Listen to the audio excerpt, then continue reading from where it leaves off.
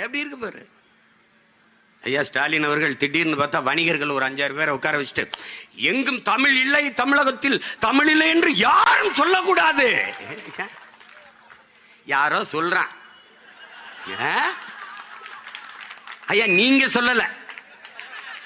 நீங்க தெருவில் போகும்போது கண்ணை நல்லா மூடிக்கிட்டு குதிரைக்கு கடிவாளம் அப்படியே போறீங்க. தெருவில் இருபக்கம் பார்க்கல.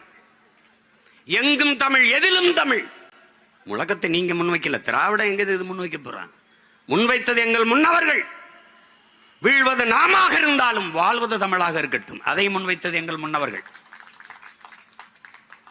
தமிழகத்தின் தமிழ் தெருவில் தமிழ், அதையும் முன்வைத்தது எங்கள் முன்னவர்கள். மணக்க வரும் தென்றலிலே குளிராய் இல்லை, தோப்பில் நிழலாய் இல்லை, தனி பெரிதாம் துன்பம் இது தமிழகத்தின் தமிழ் தெருவில் தமிழ்தான் இல்லை. இது எங்கள் தாத்தன் புரட்சி பாவலன்.